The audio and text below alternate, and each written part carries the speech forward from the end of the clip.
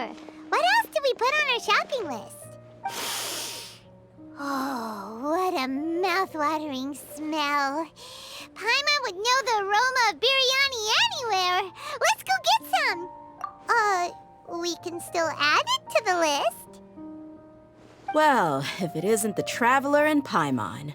Wasn't expecting to see you here. Hello there. Oh, it's been quite a while. Huh. So you two are still hanging out together. Dehya, didn't you say last time that you were gonna head back to the desert? I said I was going to resign from being her bodyguard, not that our friendship was over. We're still the best of friends. The Homayanis also still post jobs from time to time. Their pay is always generous, so me and the other mercs never pass them up. I told Dehya to just stay at our place when she took one of those jobs a few days ago. My parents were delighted. They even said that it always felt like we were missing someone whenever Dehya wasn't around. That sounds like something they would say, all right. They're always so welcoming. Anyway, the job is already taken care of, so I was gonna head back to the brigade as soon as I finished a little shopping. But the master kept insisting, and I ended up staying for another day. You can stay for as many days as you want, Dehya. Father hasn't even gotten around to treating you to his best dishes yet. You know I'm not the kind of person to stay put in one place like that, my lady. Don't worry, though. There'll always be next time. What? She said they'll treat you to the best dishes! Paimon can't believe you can still refuse that! But wait. Didn't you say last time that you would take me on a trip to the desert? Why don't you just take me with you today, when you leave? There are so many places I still haven't visited yet. I'm sorry, my lady, but no can do. There's still a few things I need to take care of back at the brigade. Besides, the desert hasn't exactly been the most peaceful place lately. Oh, come on. Not this again. That's also what you said last time and the time before that. I know, I'm sorry. Just give me some more time, and I promise I'll plan the best trip ever for you. All right, fine. To be perfectly honest, it's not that I wanted to go, it's more like I feel like something is off about you lately. Ever since you first set foot on the estate a few days ago, you've been acting anxious and even paranoid. Have you been delaying our trip because you've run into some kind of trouble? Nah, are you kidding? You're worrying too much. Would you swear on that? Friends shouldn't lie to each other, you know. I wouldn't pry any further if you're willing to swear on what you just said. But if something really is bothering you, then just tell me. You know I'll help you however I can. Oh, looks like Dunyarzad was onto something. You're too perceptive, my lady. Seems I can't hide anything from you.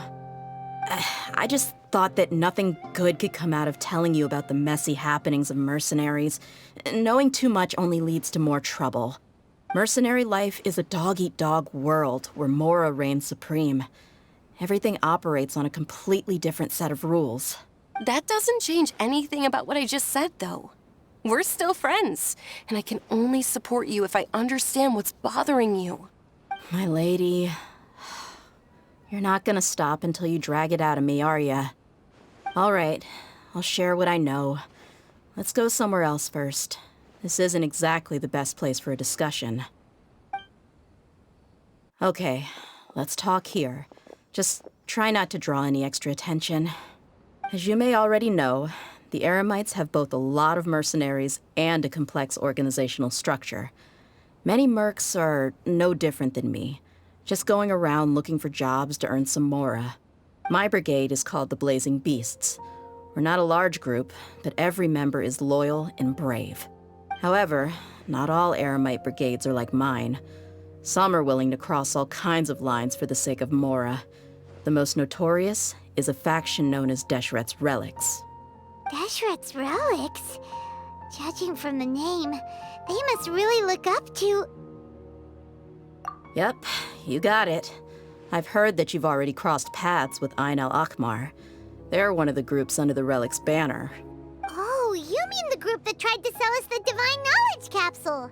Yeah, they weren't friendly at all. Deshret's Relics is composed of many smaller brigades like Ayn al-Akhmar. The Relic's headquarters issues orders to all brigades under his control. On any other day, I would want nothing to do with them. Unfortunately, though, the brigade that's stirring up trouble now is none other than Dakan al-Akmar. Dakan? I think it means beard or something. Believe me, it's a really stupid name. I found it insufferable for years. Anyway, the real issue is that Dakan al-Akmar is led by my father, Kusela. Say what now? I think I'm starting to understand your anxiety now. But what did they do? I won't go into details, my lady, but they've been involved in a lot of violent incidents. We're talking hundreds. Hundreds? Yep. The scenes tend to be quite gruesome, too. They strip the victims of all their valuables before murdering them. Not only have they targeted merchant caravans and ordinary citizens, but other mercenary brigades as well. That's beyond terrible. They won't even spare their own kind. I don't know how Deshret's relic sees it. All I do know is that Dakan al-Akmar has become more and more aggressive over the last few years. If I don't do something about them, then even my brigade or the people of Aru village could become their next target. I just wish I knew what's driven him to do this. Yeah. How can your father do such terrible things? I don't know. People change. He's always been pretty pathetic. But at least in the past, there were still a few lines that he wouldn't cross. That's setting the bar pretty low. I mean, if he was even remotely decent, then why would I have to leave the brigade and cut all ties with him? He was loud and foolish, with no real sense of purpose. Instead of doing anything useful, he spent most of his time drinking and chasing after women. Of course, the other brigade members were just like him. Their ruckus would go on night after night. Sounds like a nightmare. What about your mother? Did she ever step in to stop them? Unfortunately, I never knew my mother. I'm sorry, Dehya. I didn't know. It's all right, my lady. That's pretty common in mercenary circles. Didn't I mention that my father was chasing after women? I was the result of one of those encounters with some random person. He told me that he wasn't sure who my mother was. And in any case, she never came to see me. He'd say, "You'll be fine as long as you remember to stick with Dad." But even then, he left most of the parenting to the brigade. The one thing I do remember is that he used to tell me stories. But the problem was that he had terrible taste. He only knew a few stories, and even those tended to be pretty stale. They were tales of desert warriors defeating dragons in the forest, or stories of mercenaries rescuing princesses from rebel armies. Sounds like your typical fairy tales. More or less, yeah. They were interesting maybe the first or second time around, but after about 20 repeats, they started to get a little dull. He seemed to think those stories were the best things ever, though. He was so into them that he'd call the whole brigade over and make them perform the whole thing as a play. Even the toys he gave me would all be story props. I'd get helmets, shields, and toy swords. It was only much later when I realized that the shows were more for him than they ever were for me. What an interesting guy. Yeah, I've always found him pretty childish, but that was something I could just shrug off. I had no reason to despise him, until I learned the true face of Deshret's relics for myself. Looting, blackmail, violence, and fraud. They not only accepted such heinous acts, they would even openly boast about them. No one in the brigade was any kind of hero. Instead, my father and his cronies were more like the bad guys that needed to be taken down.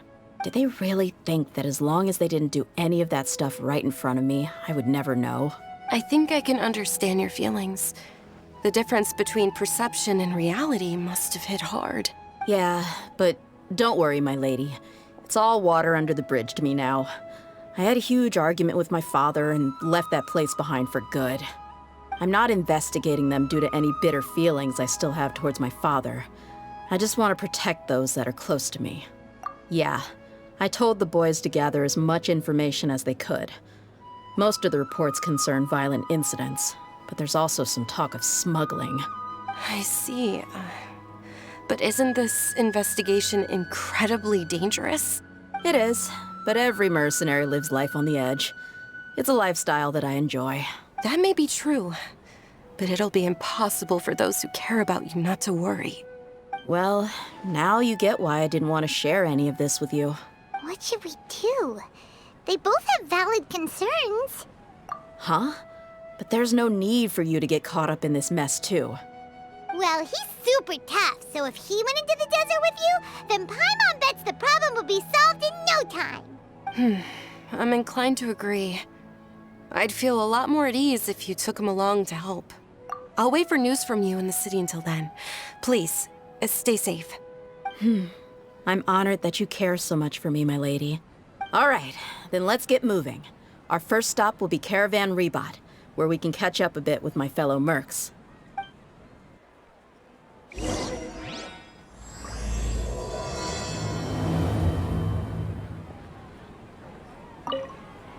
Please be careful.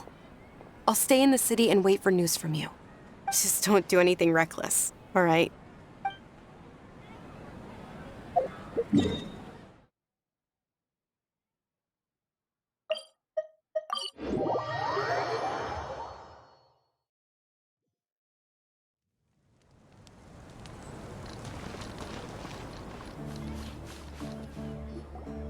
Hey, Dehya, you're back. Are these two friends of yours? Likewise. There's no need to be so formal with us. We're a pretty casual crew. Anyway, since we've got a newcomer, let me fill you in on what the Khan al-Ahmar's been up to lately. They've become extremely aggressive. Apparently, even their own now have become acceptable targets. They even attack other relics brigades, just the same as any other mercenary brigade. Even the most ferocious beasts still protect their own. But it sounds like they've thrown that straight to the wind. That's right. Once they've collected enough loot off the other mercenaries, they sell it off to a different brigade, or turn to merchants on the black market. A portion of their profits is immediately exchanged for more food and weaponry to be used in their next violent operation. That's terrible! Yeah, and it really makes you wonder why they're so desperate for Mora. A few days ago, Isham and I trailed them for a while, and even disguised ourselves as merchants to conduct trade with them. We were able to learn a few things from the exchange. Rather than saying they're out to plunder and hoard Mora, it'd probably be more accurate to say that they're experiencing an internal power struggle. Wait, a power struggle? You heard me right. The vast majority of their victims are mercenaries from the other brigades of Deshret's relics. If their only goal was Mora, they could have gone after anybody. The targeted nature of their attacks points to a power struggle between the different brigades within the relics. That's the only plausible explanation we have. Unfortunately, we weren't able to find out anything more specific. It seems they're also trying to keep things under wraps. Oh, one last thing we discovered was that over the past few years, as the Khan al-Ahmar became more and more active, Deshret's relics as a whole became a lot weaker. It sounds mighty strange to me, too. Haroon, you can leave the rest of the investigation to us. Gotta say, though, I didn't expect you to go on a whole undercover mission during the few days I was gone. Sounds like you were really putting your necks on the line, no? Nah, it was nothing. We're just as concerned about the situation as you are. The Khan al-Ahmar is your father's crew, after all. What he said. Besides, Dehya, haven't you done more dangerous things than all of us combined? What we did is nothing compared to your experiences. Yeah. And while they went to talk with Khan al-Ahmar, I took a look at the last camp they attacked. Any survivors of the attack were already long gone. There was nothing of value left in the camp. Ah, Hisham and Khalaf. You're here too. We rushed over as soon as we saw you come into Caravan Rebot. Although this new friend of yours looks a little green behind the ears, I'm sensing a special vibe from him. Now that we know you'll have a capable partner with you, we can also rest easy. Hey, what about Paimon? Oh, you're also planning to tag along with them? Of course! Paimon is the traveler's most important guide. Wherever he goes, Paimon will follow. Oh, in that case, then you'd better take care of her too, Dehya. Don't underestimate Paimon! Don't worry about her. She may look tiny and helpless, but she's been through just as many battles as the Traveler here. Even if she had only survived on sheer luck, then that alone would still make her quite formidable. I had no idea. I guess I shouldn't judge by appearances. Oh, one other thing, Dehya. When you're free, why don't you update the deputy about your upcoming schedule? We held another recruitment event a few days ago, but everyone only came to see the Flame Main. You weren't around at the time, so people were pretty disappointed to only find our crew of rough, unkempt guys. The deputy put a lot of effort into the event, but it was basically for nothing. Only a few people chose to stay, and that really got to him. Sorry to hear that. I'll be sure to bring him some great liquor next time. I left in a hurry and I couldn't make it back in time for the event. Gotta admit, I can understand their disappointment, though. You're our brigade's main selling point, after all. Now, if only the deputy could figure out a way to bring a few more smoking hot members into our ranks. Keep dreaming. Remember the last time I invited a couple gals into the brigade? You all just froze up with your mouths gaping like a bunch of scarecrows. The awkward silence and weird expressions left quite the impression on them. They were originally interested in joining us, but after that, they both told me they were too uncomfortable to stick around. Hey, didn't we agree to never bring that up again? Huh? Wait, are you serious? Why have I never heard about this? I don't think you were part of the brigade yet. Are you kidding me? I missed a once-in-a-lifetime moment like that and you weren't even gonna tell me? All right. We can tell you about it later. Now's not the time. Hey, don't you try to change the subject. You and Hisham get your butts over here and tell me everything right now. Are they always like this? More or less.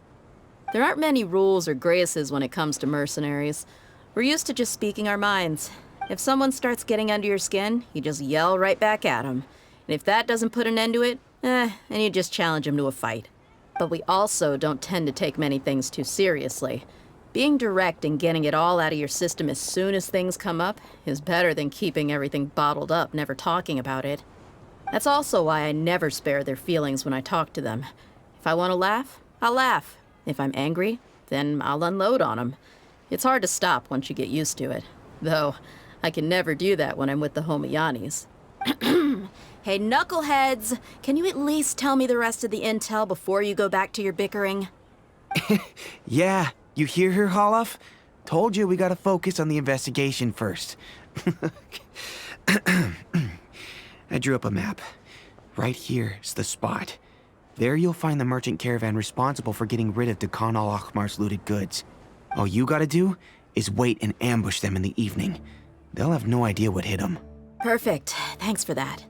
Be sure to pass my regards to everyone else in the brigade as well. Will do. You stay safe, Dehya.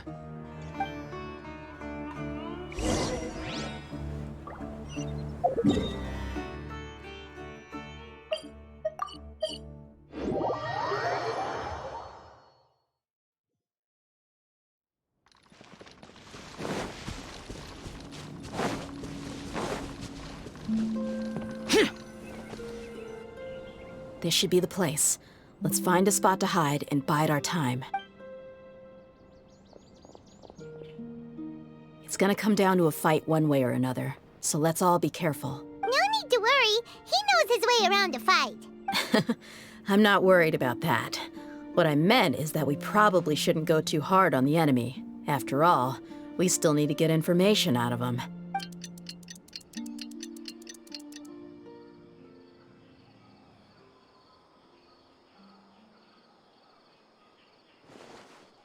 Here they come. You ready? Let's not give them a chance to react and end this quickly.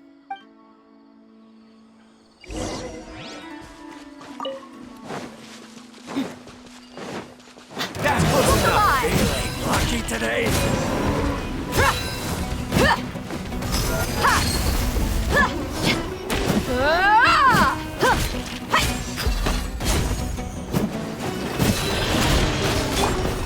Gather! Jungle. Buckle up! Take that! I'll take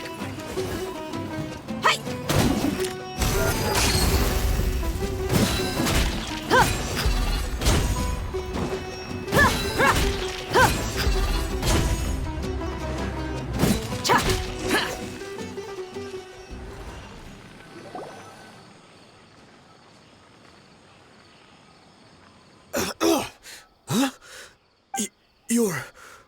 the Flame Main. Good. That saves me an introduction.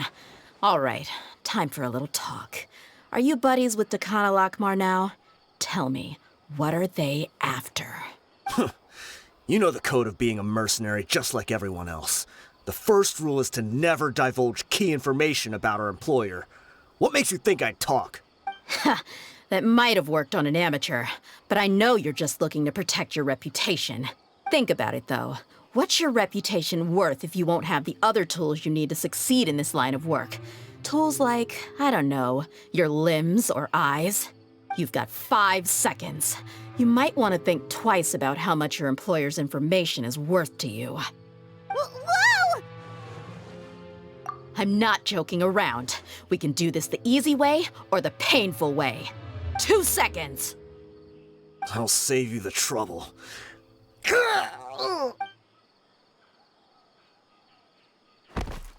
Huh? Are you crazy? He tried to bite off his own tongue. Quick, search the area for any first aid supplies. I definitely didn't expect him to go that far. Thankfully, the wound wasn't too deep, and he just passed out from the pain. What? Why would he be so extreme? I just wanted to test his mettle. You can get a lot of mercenaries to talk just by threatening them. I didn't expect him to be willing to go through so much pain just to deny us some intel. Well, he's out cold for now. We could wait for him to wake up, but maybe it's not a good idea to interrogate him any further. What should we do? Yeah, don't worry about it. It'll be a waste of time to interrogate him again after that. He might just hurt himself again if we start asking. There are lots of goods around here. Let's search the area. Maybe we'll be able to find something. I'm really sorry.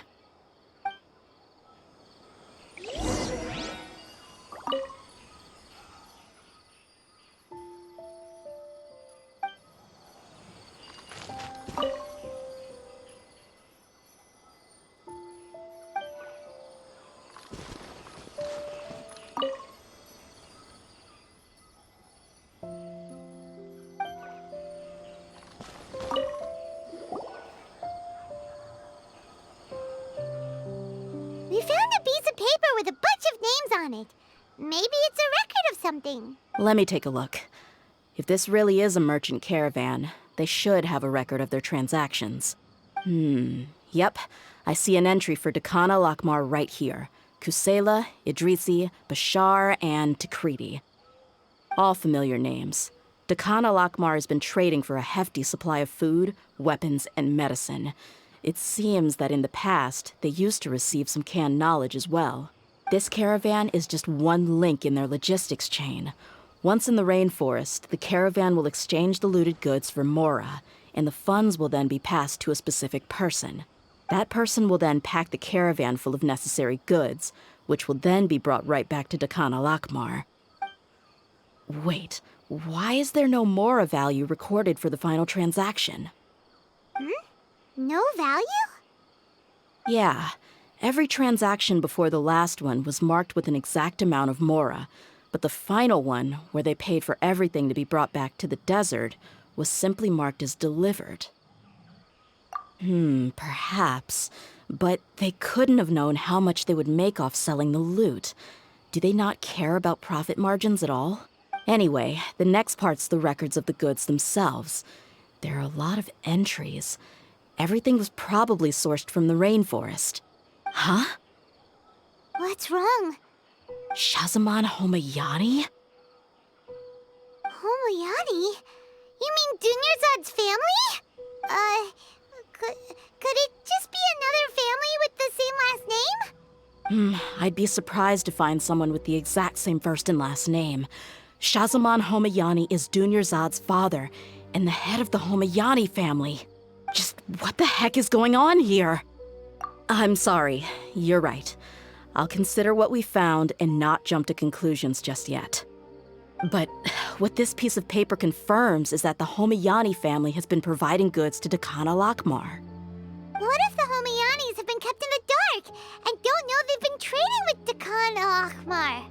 That's a possibility, But if that was the case, why is this caravan specifically named Shahzaman as their person of contact? They could have just as easily bought goods such as food and medicine directly from Caravan Ribat or Port Ormos. Yeah, funding violence and looting. The brigade gets the goods, and he is paid the proceeds from the sale of the loot. But why would he do something like this? It's not like the Homianis are in need of money. I honestly have no idea. I've been to their estate many times, and I've never noticed anything suspicious. The only potentially large expenditure I could think of would be the treatment costs for Dunyarzad's Elazar. Maybe they borrowed a lot of Mora in the past? But that's still just a speculation. I don't think the Master would stoop so low to make Mora. You're probably right. I know my lady's personality, and she wouldn't deliberately keep something like this from us. But what should we do now? All we found is just another mystery. If you ask me, we already have no choice but to confront her about this. I'm not worried. It's too early to make a verdict yet. I still have faith in the Homianis. Let's go find my lady again. We'll tell her everything and see if she's willing to lend us her support. If we're lucky, we can not only figure out the mystery of this paper, but also follow the trail of breadcrumbs to the people responsible at Dehya al-Akmar. Dehya, are you sure this is the best decision? What if instead of getting the help we need, we just end up revealing everything we've discovered to the enemy?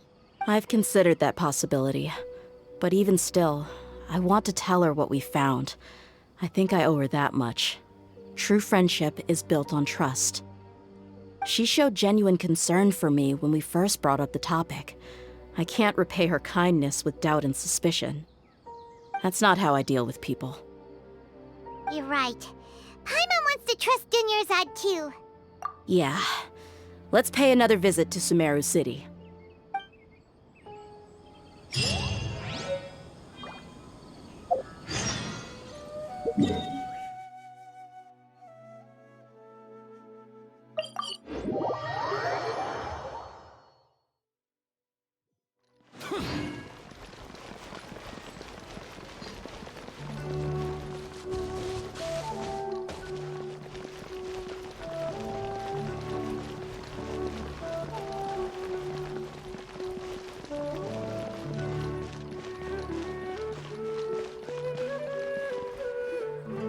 We're back, my lady.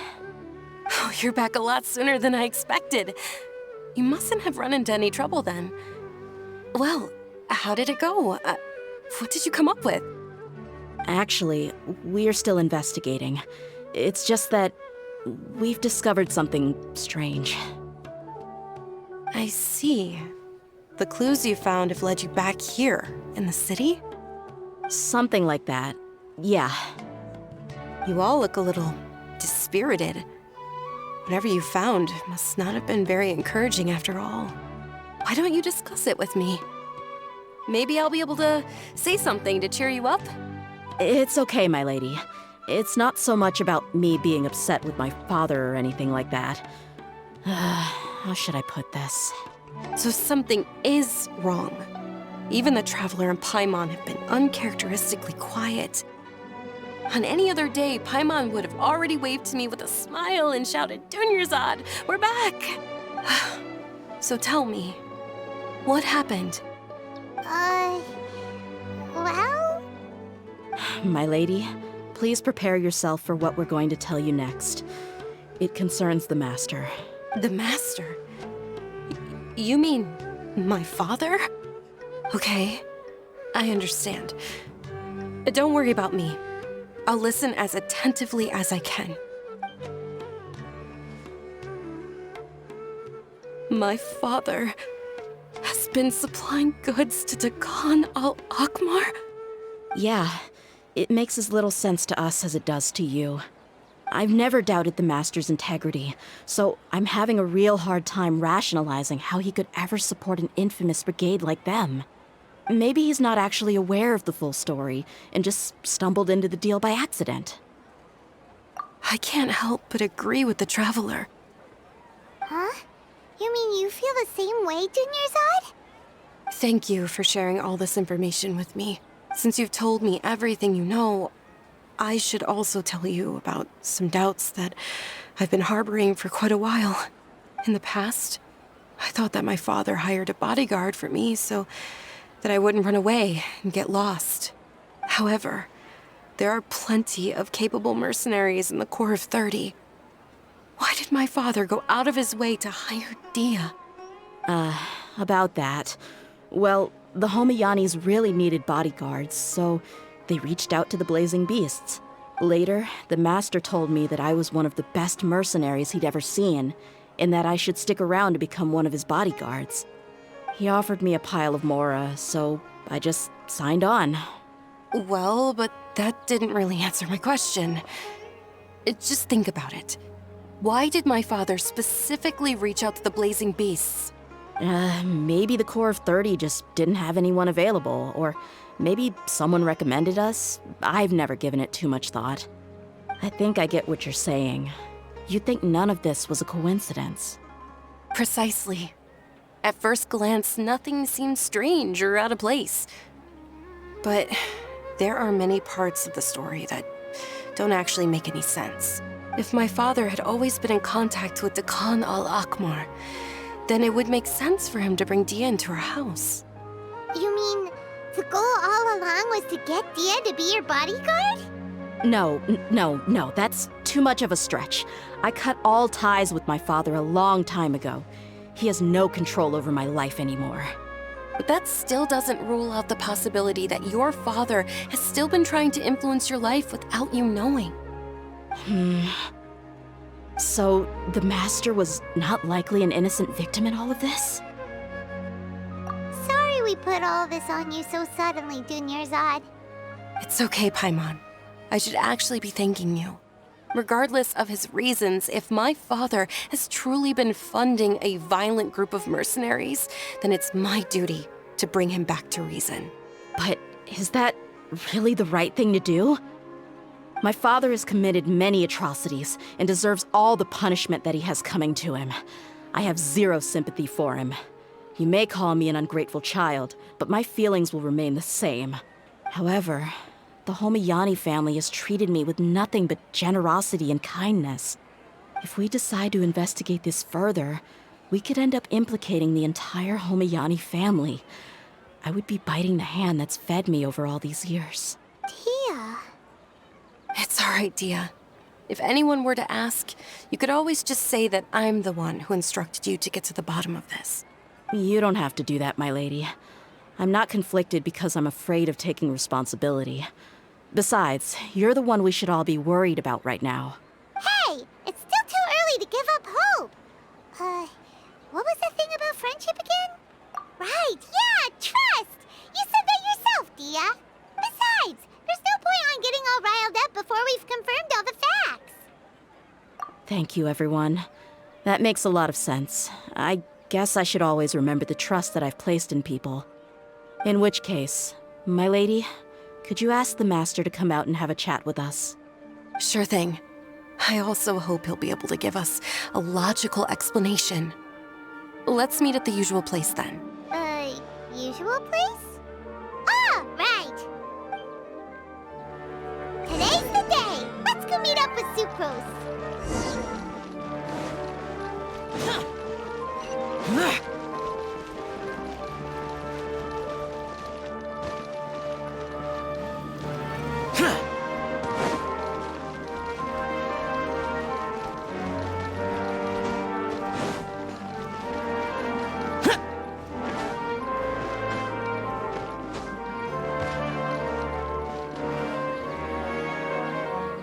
Thank you for coming, sir.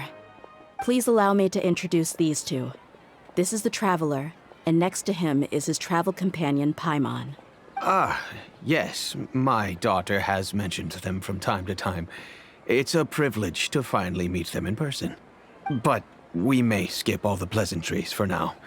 What is the important matter you wish to discuss with me today? Well, we wanted to bring this transaction record to your attention. There's something on this record that we're all pretty curious about.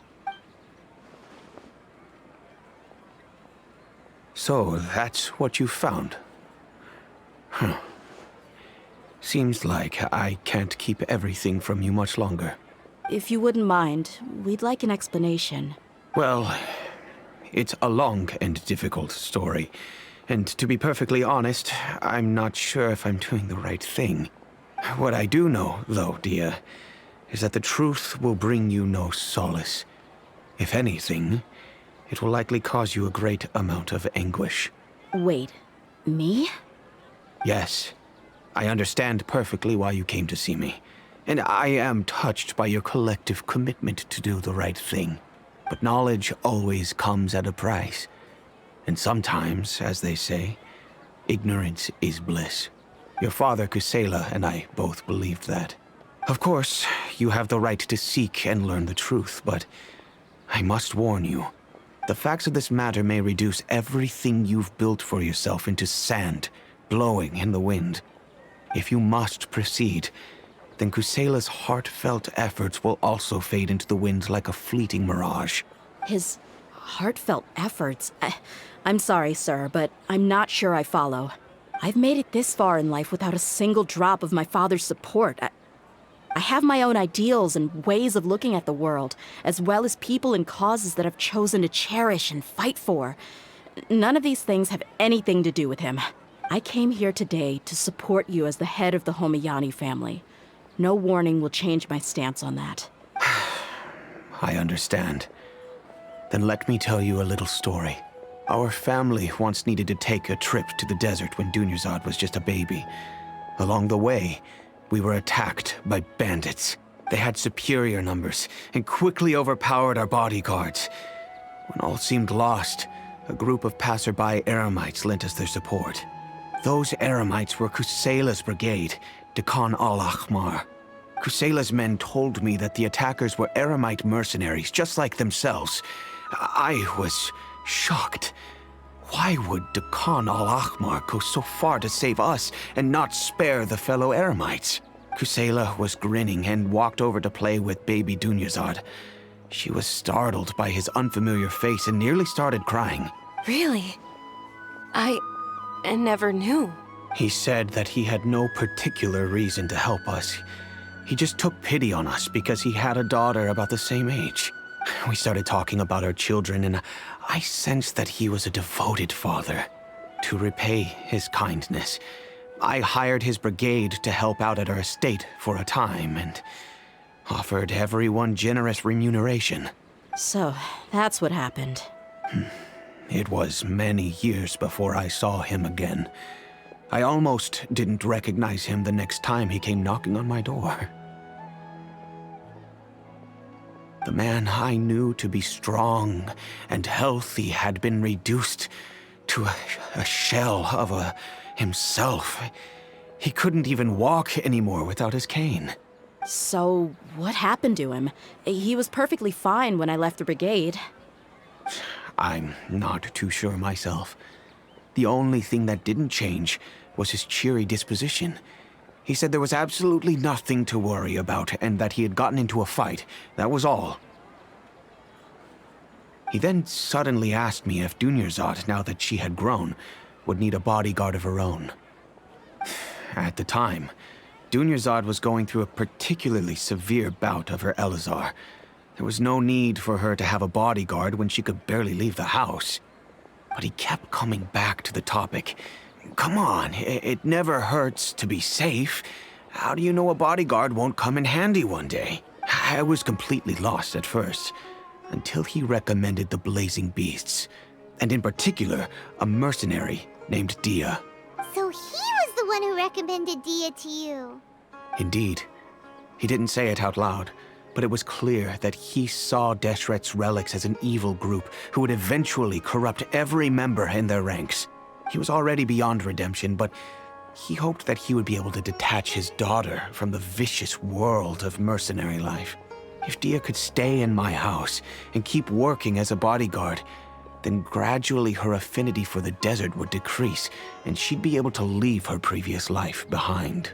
And that's why you offered her such generous compensation? Yes, but not just because of that. From the moment that he asked me for that favor, I also began to see Dehya as my own daughter. And that's also why I tried to persuade you to stay when you asked for permission to leave. I was willing to spend however much it took. Kusela saved my daughter and I all those years ago in the desert. I could never refuse him entrusting his daughter to me. He was always like that, acting like he's oh so smart and self-righteous. Kusela said that he'd reimburse me for a portion of Dehya's fees.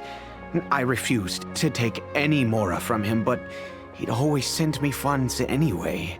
Eventually, I just accepted them as a token of his gratitude. And that went on for a while until I received another letter from him a few years ago. The letter contained a request to help him buy food, weapons, medicine, and even explosive materials. Wait! Isn't that around the time that Dehya al-Akhmar started becoming more aggressive? That's right. When I started to hear some nasty rumors, I became wary. I wanted to meet him face to face to discuss things, but by then, he was no longer receptive to my requests to talk. If I had to guess, it's probably because he doesn't want to put Dehya at risk. That thought occurred to me as well. I figured that he probably came to me for help because he had nobody else to turn to. After some deliberation, I decided to send him some food and medicine. I turned down all his requests for explosives and weaponry. I am aware that even such a reduced gesture of support could lead to others coming to harm, but I could not simply reject his plea for help. In the end, it probably was the wrong decision. I plugged my ears to the rumors and just chose a solution that made me feel least guilty about myself. If you can, please tell me where he is now. None of the things he's doing right now make any sense if he's just trying to keep me from getting tangled up in his world. If all he wants to do is steer clear of me, then maybe he shouldn't have brought me into this world in the first place. Oh no. Dehya, please don't feel that way. I'm just angry because I can't wrap my head around any of his actions. Another way? I don't know. I knew him, and he was nothing more than a childish brute.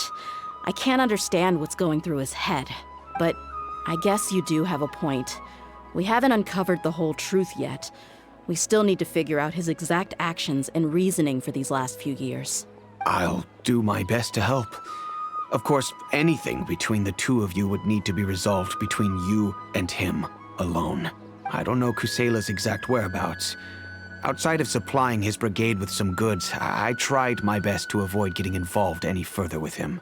However, there's a man on the list named Jawed. He used to be a mercenary in the desert and is now a member of the Corps of 30. He's responsible for supplying weapons and liaising with the Dehya al-Akhmar's merchant caravan. I think he should know Kusela's whereabouts. I've heard that he likes to have a few drinks alone and enjoy the cool wind at night outside the tavern. Maybe you'll be able to find him there. Understood. Thank you, sir. Then I guess this is bye for now, unless... I'll stay and be with my father here. To be honest, I'm still a little dazed and haven't finished processing everything quite yet. My father has indeed done something wrong, but if I think about it, I'm also not sure if there was a right way to handle this problem. I feel like our only course of action is to turn everything we know over to the Corps of 30 and let them render judgment. Yes. I am prepared to accept whatever verdict they choose. It's time to face my mistakes.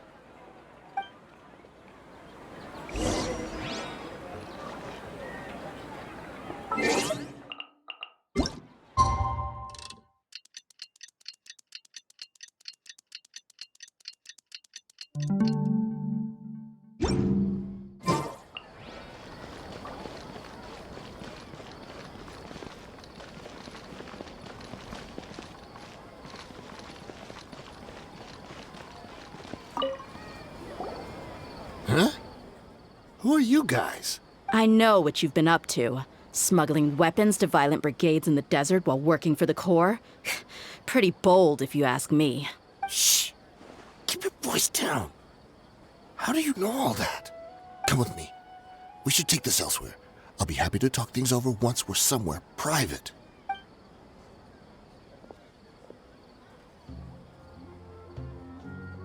This place should do.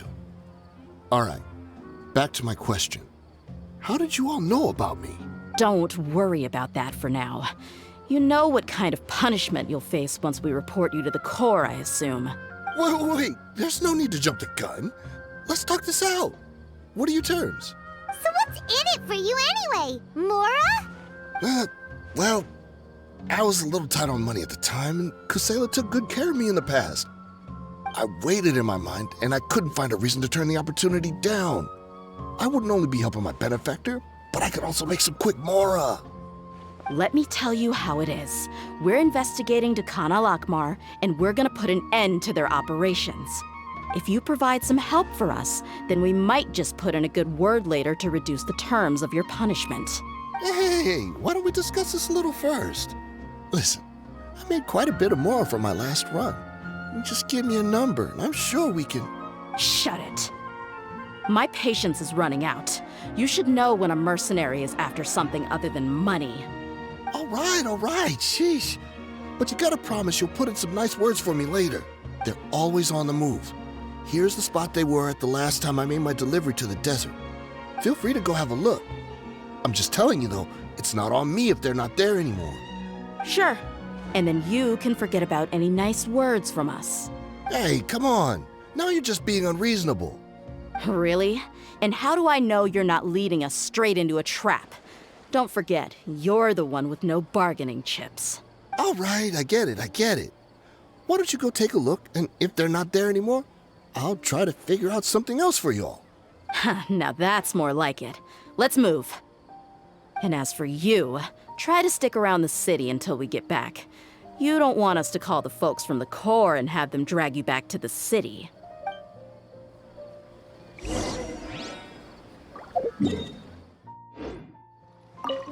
Don't worry. I'm not going anywhere.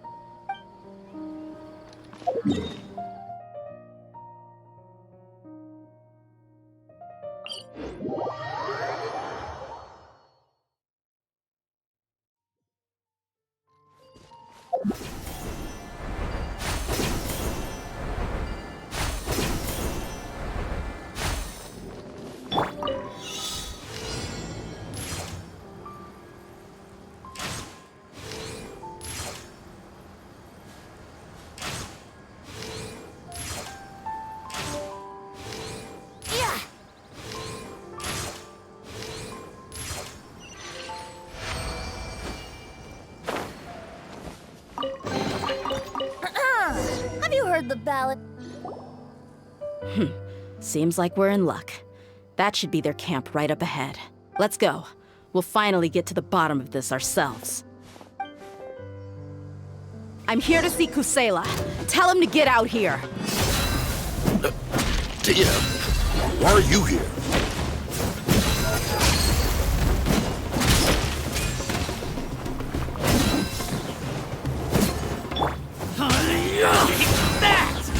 Boring! That's it. Take that!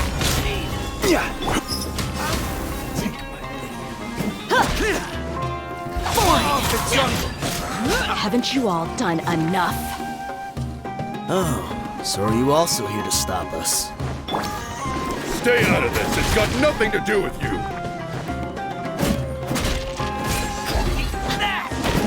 Buckle up!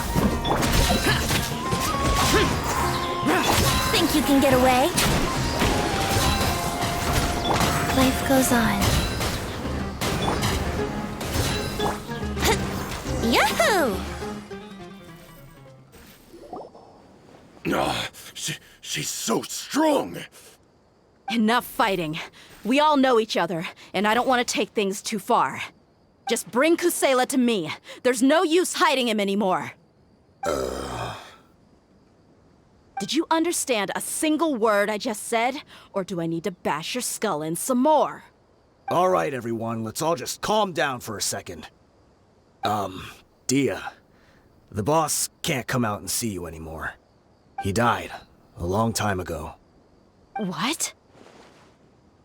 Seems like you've been out of the loop for a while. Guess that's for the best, though. At least, that's what the old man wanted. When did he die? What happened to him? A few years ago, Kusela broke up Dakan al-Ahmar and went to the Deshret's Relics headquarters by himself. So is that when you guys started acting up? We would prefer to call it taking revenge. Every last person in Deshret's Relics must pay in blood for what they did. Let me start from the beginning. Dehya, do you know how the head of the Relics maintained order internally? Overwhelming strength and unquestionable authority? Those were a part of it, yes. But just those on their own weren't enough. They had another tool at their disposal. They called it a person's record. Regardless of whether they joined by their own will or were coerced, every person in Deshret's Relics were forced to leave a record of themselves at headquarters. Whether it be their deepest sin, some unforgivable act, or their most immoral exploit, the record served both as a symbol of loyalty and the perfect material for blackmail. That's precisely it. Every one of us have a record. Me, Bashar, Tikriti, and all the boys who grew up with Dehya and ended up joining our ranks. But you, Dehya, you were never asked to provide a record, were you? I never even knew this was a requirement. You were probably the only person in all of Deshret's Relics who didn't know about it. Ever since you were born, Boss had been trying to shield you from this organization's sinister rules. Not only that, but he also banned all of us from committing any nefarious acts. He said he'd take care of the dues we had to pay regularly to headquarters. But in the end, he was just an ordinary person. What could he do? He was forced to go to headquarters again and again to account for missed dues and incomplete records. He'd come up with all kinds of excuses and get beaten up as a result. We all knew he was doing that for you. He wanted to get you out of this world, no matter what it took. And that's why he became a shell of himself and couldn't walk without a cane. Wait, but that doesn't make any sense. I didn't know about any of this, and I'd never seen him get injured or beaten. Because you were too young at the time. How would you ever tell between wounds from a beating and wounds from battle? When you left home after that final argument with him, he seemed to age by a decade overnight. Even his hair went gray.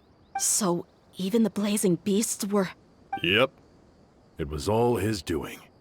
Had he not arranged them to come to you, you probably would have been reduced to a pulp before you ever left the desert. A few years ago, Boss said he needed to make another trip to headquarters. He was already pretty weak then, and we all assumed he was going to get beaten again.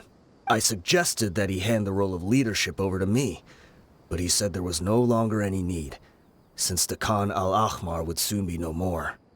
His words made no sense to me, but that night, we heard that a massive fire tore through headquarters and razed everyone's records to ash. Everyone gained their freedom that night. Many members fled, not just from our ranks, but from the other brigades as well. But how could we leave with a clear conscience? All of us who knew exactly what had happened. The boss can't have just died for nothing. Those heartless jerks at headquarters took him from us. From that point on, the sole purpose of Dakan al-Ahmar became revenge. The big fire that Boss started was quite a blow to headquarters' strength. It's given us the opportunity to launch our attack. Even though we're outnumbered, we vowed to see our revenge through to the very end. There were people from headquarters who changed their names and went into hiding.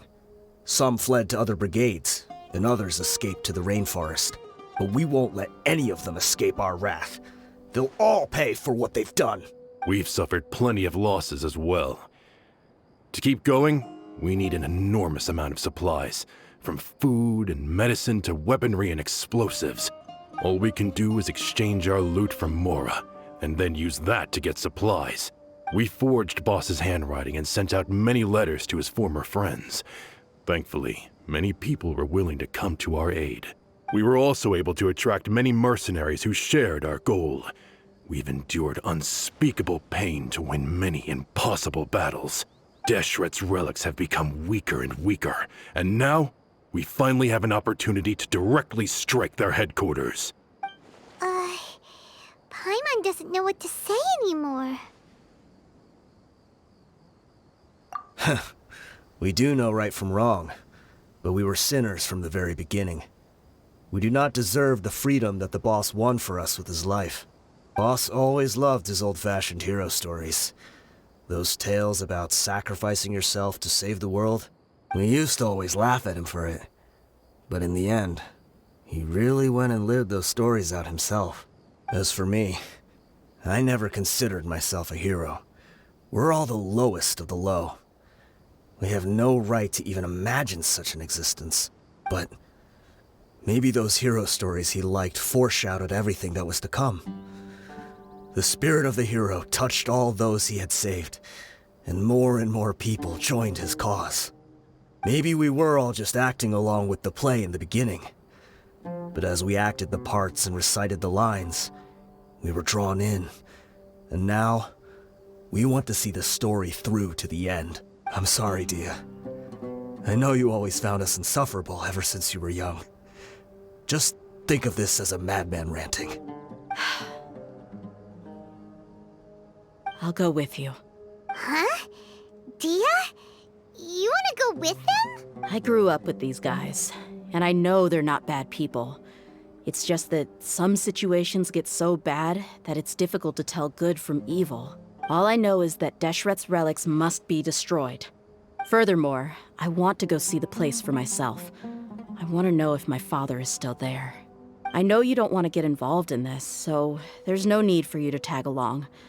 I can do this on my own. Yeah, Paimon feels like we'd only regret it if we don't see this through to the end. Thank you. We'll be a lot stronger together with you. I bet Boss would lose his mind if he ever knew you'd join us at the very last moment like this. Considering all the losses and injuries we sustained, we can't afford to turn down someone as powerful as you. He can think whatever he wants. But the fact is, I owe him this much.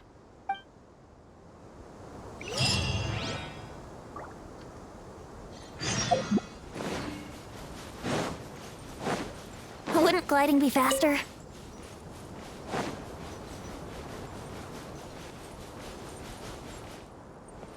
I guess it all comes down to this.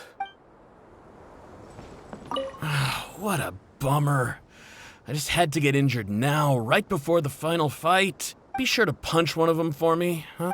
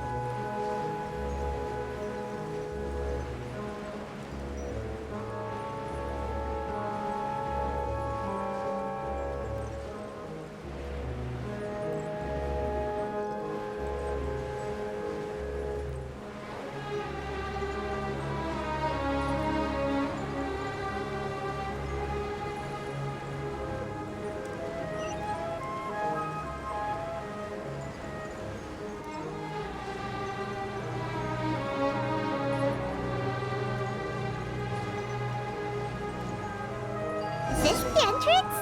We sure didn't run into much trouble on the way here. Should be. I don't think they have enough manpower left to post guards and defend their perimeters.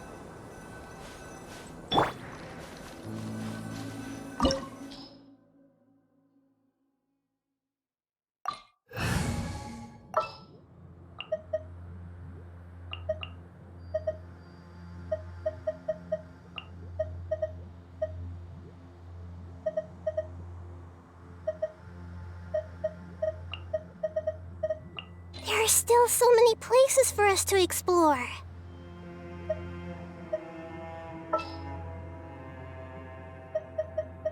Stay close and you will live.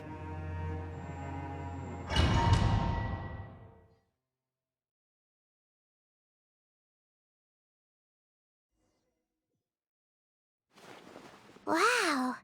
Paimon didn't expect it to look like this on the inside. They should all be holed up in here. Don't know how many people they've got left, though. Who cares? We'll round up all of them. Still, we should be careful. Even if they've only got one shot left, it could still take us out. Yeah, we'll know what they're really capable of once we've landed some hits on them. Deshret's relics may have been a force to be reckoned with before, but their name means nothing now. Yeah, they don't stand a chance with you here. I'll take the lead. I've been here once before.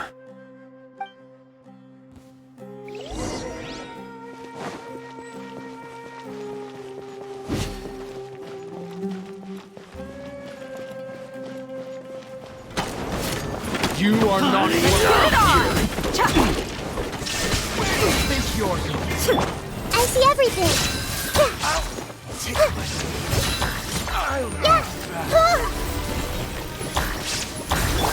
Here you are. New punch.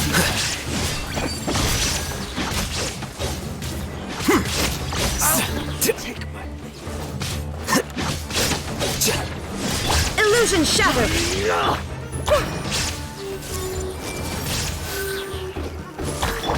Look alive!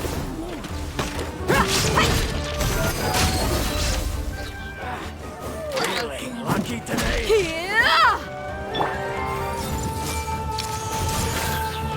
Share my knowledge! Shine down! Torn to oblivion! This way, follow me. We're almost there. Wait!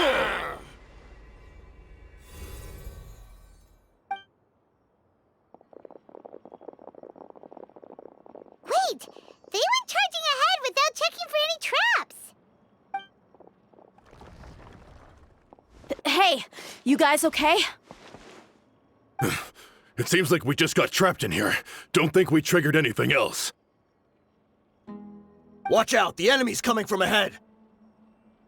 Well, now that things have come to this, seems we'll have to fight our way through. Don't worry about us. We knew something like this could happen. Go and take a look around. There could still be another way through. Let's go! We can't let the boss down! Let's check if there's another way! The sooner we can make it through to help them, the better. Let's see.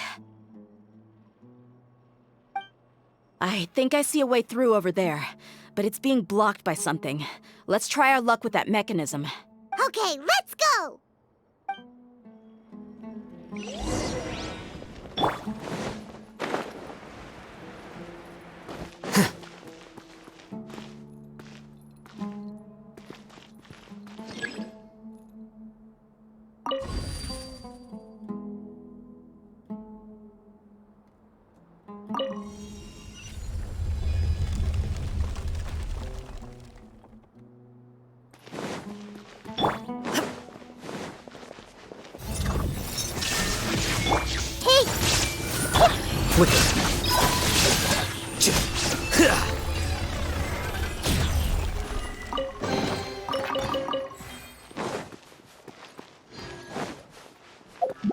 Another mechanism like the one before, but this one's being blocked off in the middle. We just need to adjust it a little.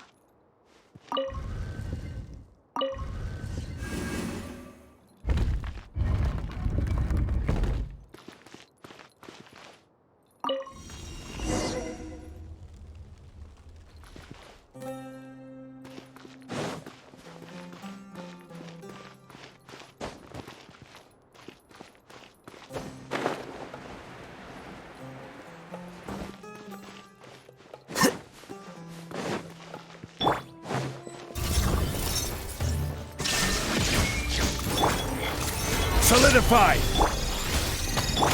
Everyone hold hands! Here you are.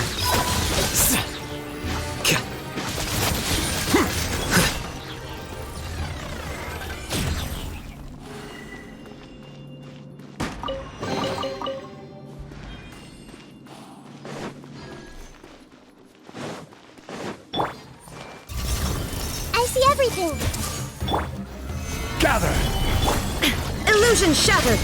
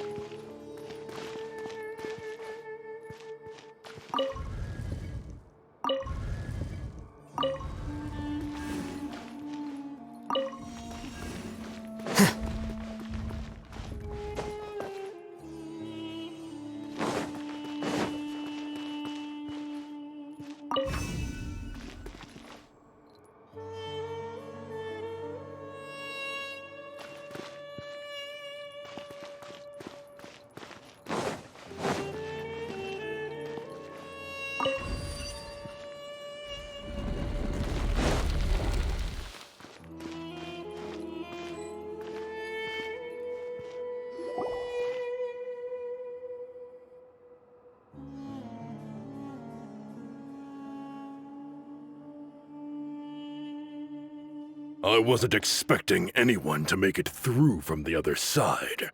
But as a desert dweller, I suppose we should be used to our folks defying all expectations. Don't waste your breath. You have nowhere to run. Run?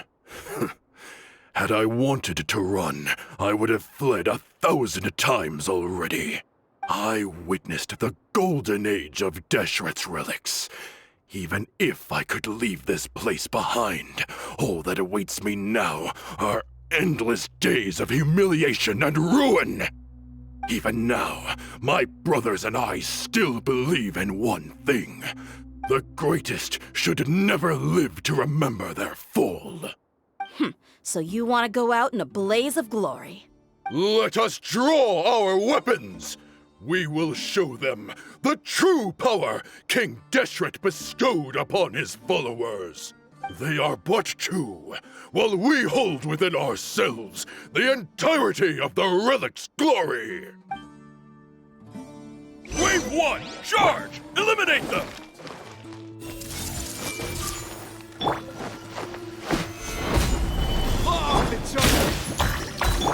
Let's get it on!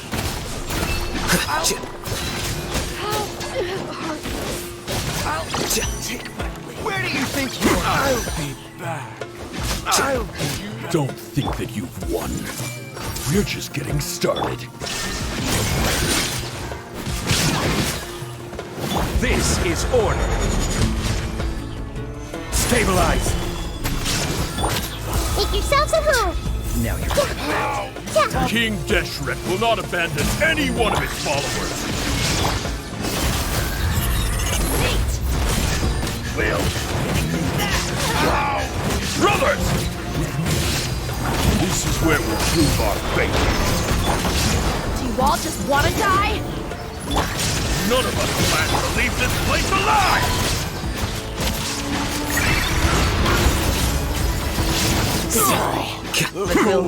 Slumber. The commander has finally fallen. But they're still coming at us! This place is like a gladiator's ring. They just keep coming no matter how many we beat! Yes, keep fighting! There's no need to fear, and no need to back down! This is our last stand! When the next wave comes, try to draw away their attacks. I'm going to see if I can take out that high platform.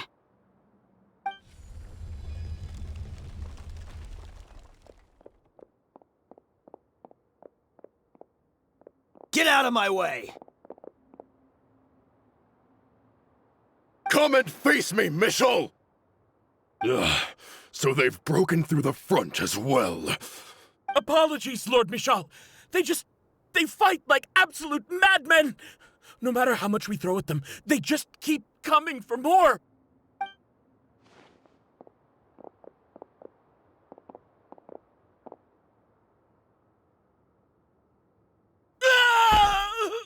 So, it would seem like this is the end. Time to pay for everything you've done, Michel. You think I would give you that opportunity? I will be buried in the sand, alongside all the rest of our fading glory. Hey, wait!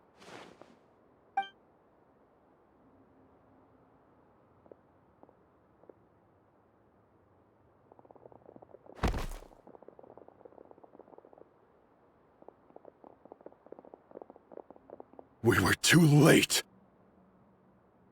It's over. There's no more need to fight. But if you're still going to cling on to your so-called mercenary's pride, then I'll give you all a good beating as well.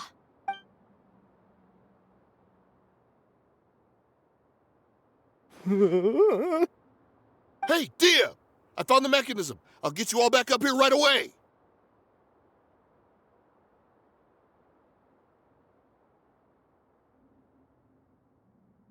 Let's go.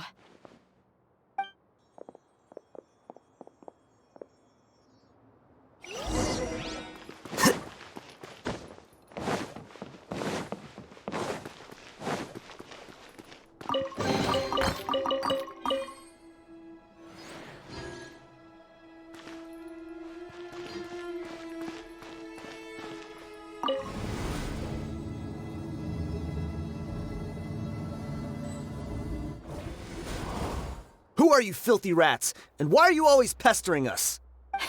You call yourself a member of the infamous Deshret's relics, and you still can't even tell who's made it all the way to your headquarters?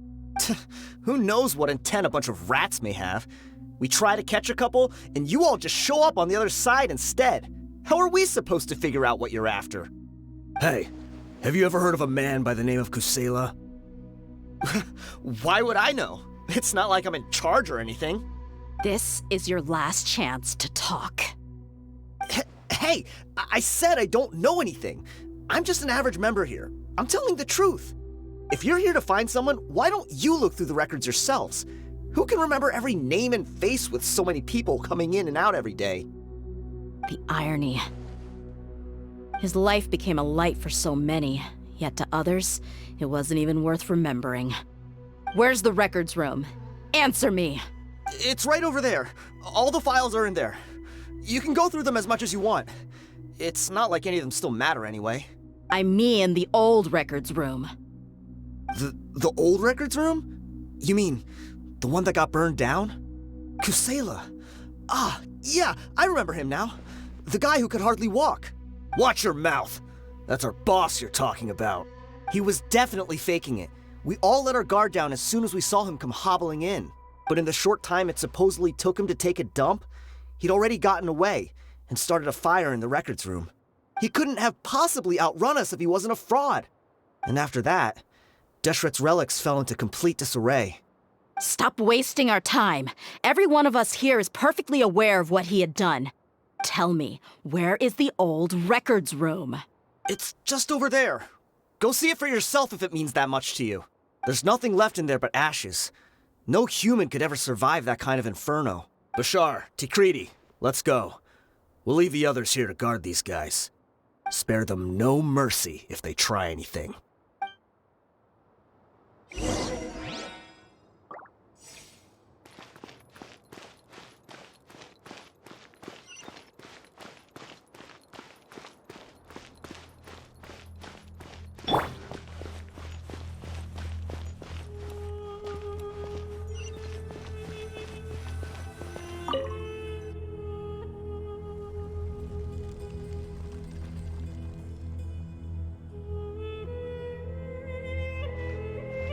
So, this was his final destination. How did he do it? Getting past all the guards with a limp and sneaking in here to start a fire? If he was nimble enough to do that, then he must have been able to get out of here after starting the fire, right? Dehya. I'm sorry. I know it's just wishful thinking. Let's look around. Maybe we can find something that's been left behind.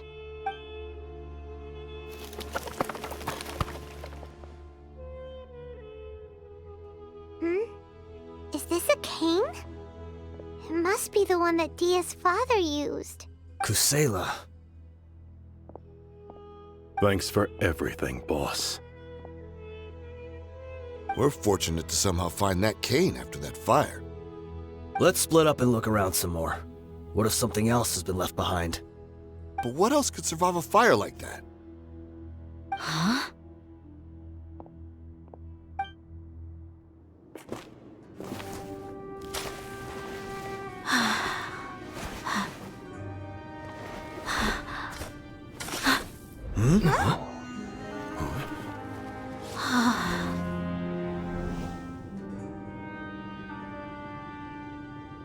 Thought so. Wait! Isn't that the toy sword you played with as a child?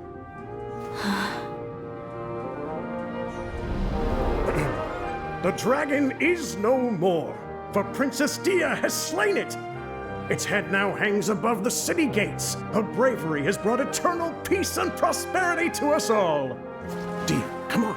This is the most important line. You can do it. But Dehya, you defeated the dragon. Everyone's waiting for your speech. Still too shy, huh? All right, I'll do it. I hereby proclaim our victory. Evil shall plague us no more.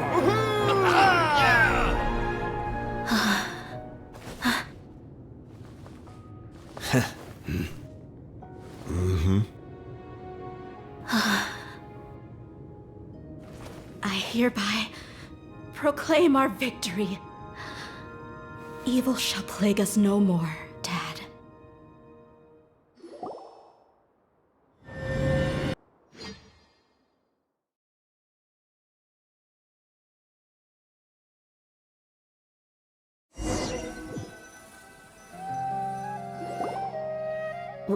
What's this?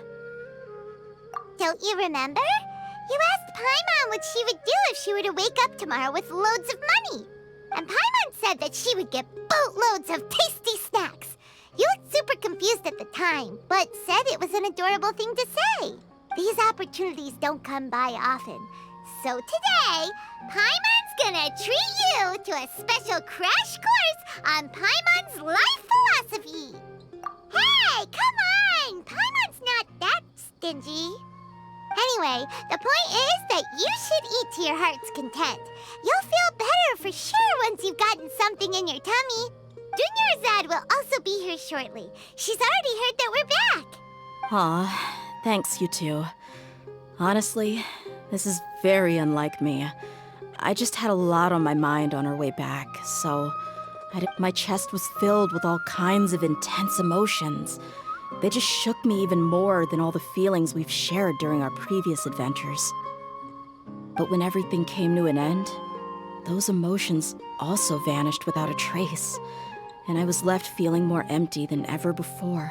It was as if I'd lost the thing that was most important to me. Yeah, you're right. To many mercenaries, Mora is the most important thing in the world. But perhaps to us, it's the most worthless thing of all. Idrisi and the others all used to say that they would quit if there was no Mora to be had. But when it came to avenging my father, there was no Mora to be made anywhere. My reality shattered when I found out that the father who always told me hero stories was in fact a bad guy. But look at me now. Am I any different? Despite all my promises about never forgiving him and never trying to understand him, I still went to such lengths to find out the truth, and nearly even shed tears for his sake. We're hypocrites, all of us. Yeah, you're right. It's just a pity that we often only recognize our true feelings after it's already too late. You're back! Are all of you all right? Ah, there's she is. Yeah. Many people from the Core of 30 came over, and I just wrapped up everything with my dad. All I can... Huh? Dehya, you're looking quite down again. Paimon will explain. A lot happened while we were gone. I'm sorry. I really should have controlled my emotions better. I just... It's all right, my lady. You were hurt by all of this as well. Truth be told, I'm starting to feel a little guilty watching you cry like this. Dehya, your pain must be even worse. You shouldn't need to comfort me. Hey, don't worry about me. If anything, this whole thing has finally shown me the difference between illusion and reality. My father probably thought that people could settle into new lives as long as they moved to a new environment. That thought has even crossed my mind a few times. It's like saying, what's wrong with adapting to a new life? However, there was always something deep within my mind that refused to accept it. This impulse brought me great turmoil, and even made me feel ashamed for turning my back on your father's kindness. But now that I consider it again, it all makes sense. The desert sands are a part of who I am, and I will never be able to lead a peaceful existence. I understand how you feel. That doesn't mean I won't be making any changes to my life, though. As an example, I'm now thinking about taking on some small odd jobs. It's just like Idrisi said.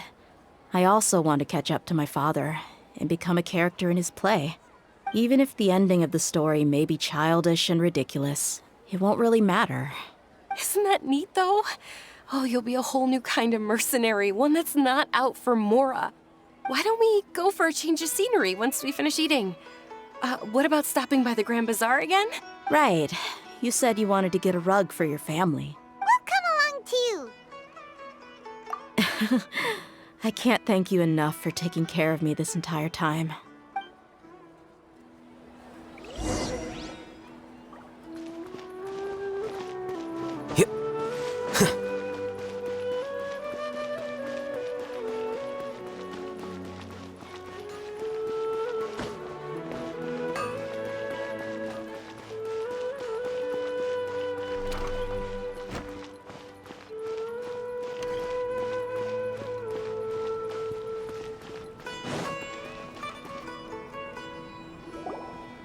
Oh, this rug here is quite something. The craftsmanship is exquisite, and the fabric is also of high quality. Ah, here you are. Finally, I found you. Hey! Aren't you that mercenary who bit his tongue? You can still talk? Wait, are you here to take revenge on us? What are you talking about? Do I look like I could take you all in a fight? I just came here to give you something. I'll be on my way to give myself up to the Corps after this. Once I woke up, I hurried to the Khan al-Akhmar's camp, hoping to alert them to your presence. But when I got there, I found no one except the members who were still too injured to move. Ah, so you probably got there after us. Yeah, they told me that they had exacted their revenge, and everyone had turned themselves in to the authorities. Even that last camp was not going to last for much longer. I had joined the cause to repay an old favor from Kusela. Now that everyone's already turned themselves in, I might as well do the same. One of the injured members gave this box to me, and told me that it contained some of the old man's last possessions. Everything left in the camp will get confiscated, so I figured I should get this to you before the Corps could get their hands on it. Thank you. No worries. We are all just living our own truths. There's no need to comment or judge anyone for it. So this box contains everything that Dehya's father left behind. Huh. It feels lighter than expected. Well, back in the day, the first thing he did with any Mora was spend it on things like drinks and meat. But let's see what's inside. What's this? It's just a bunch of junk. It kinda stinks. Perhaps it's just been left unopened for too long. A handwritten copy of a storybook. The paper's already yellowed, and it looks like it's about to fall apart. It was against the Academia's rules to possess books for personal use. If he was going to break that rule, he could have at least copied something useful. That probably means this was really important to him. Ah, and here are a few bags of children's snacks. The packaging's completely deteriorated. Maybe that's where the smell was coming from. Did he get those for you? Yeah, but here's the thing, though. Even when I was a child, I was never a fan of these kinds of snacks. He'd always say that he got them for me, but in the end, he always ate more than I ever did. Who even leaves snacks in a box like this anyway? Isn't that just common sense? Forget it. Let me see what else is in here. A razor, some buttons, some round iron tiles, a wooden toy puppet, a wool scarf, which from the looks of it probably belonged to a woman, and a hair clip? Why are these things here? I'm suddenly feeling a little scared. I'm sorry, my lady, but this is just the kind of man he was. He probably saw this box as some kind of personal trash heap and dumped any and everything in there. 2 empty liquor bottles. Tell me, you guys, are these the kinds of things that a normal person would leave behind? Huh? There's something in the bottle! Oh, you're right. All right, I got it out. It seems to be a piece of paper with some writing on it. The bottom part's all damaged from moisture, though. Let's hope the writing didn't smudge. I was suddenly seized with an urge to write a letter after finishing this bottle. I just folded it up and left it in the bottle, though. If I end up forgetting about it, it won't really matter. To Dehya. It's a letter for me? It's all right. I'll just read it out. If he went to the trouble of writing a letter, there must have been some important things that he wanted to say. Or at least record down. My condition's becoming worse and worse. Can't even walk without a cane anymore, much less go out and have fun. Guess I don't have many days left. If you're reading this letter, then I suppose I'm already long gone. You were adorable as a baby. Everyone loved you. And regardless of whether you were crying or laughing, everyone enjoyed having you in the group. But once you grew a bit older, you were no longer nearly as happy or cute. It's probably Idrisi's fault. He was never up to any good. Can you believe this guy? He can point the finger at himself. Anyway, back to the point. To summarize, I'm writing this so you would know not to feel sad for me, even if you end up finding out the truth. The reason being that I was never your father to begin with. Wait, what? Surely, he must be joking, right? I don't know. I was quite formidable when I was young, and 100 times cooler than some so-called flame main. Really felt like the whole world was under my feet. With just a teeny tiny bit of effort, I felt I could rule over the entire desert. But as fate would have it, I went out into the desert for a drink one day and discovered a baby in the sands. It was you. You were just lying there, small and helpless. You were so tiny that if the wind blew for just a little while longer, you would have been buried forever. But your cries were so loud they made my head hurt. Now that I think of it, you really were a bundle of energy. Sounds like he's serious. I told Idrisi and the others that I had slipped up with a woman while out and about. None of them even doubted me. I'm sorry that I had to lie to them for so long, but I really had no other choice. I was their most esteemed leader, after all. It's not like I could just tell them that I suddenly wanted to play at being a father. At this rate, I'll puke up all the liquor I just drank from this bottle. Anyway, Dehya, you possess the kind of freedom and kindness that we could only dream of. As far as how you should live your life, that'll be up to you to decide. That's the end of the letter. In the end, he was still thinking of me as a little child. I suppose, or I would have suffocated under the sand a long time ago. He was a good father to you. The fact that he wasn't a blood relative doesn't change that. Yeah. It's just a pity that we had to learn the truth of everything like this. Do you already have some ideas about the decision that he wanted you to make? I do. If he first found me alone in the sands, then I want to try my hand at finding the person who abandoned me. I just have one wish. To tell them a story.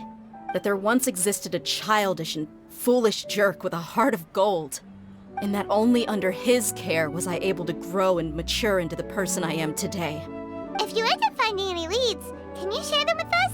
We go on adventures all the time. Maybe we'll be able to find some information for you.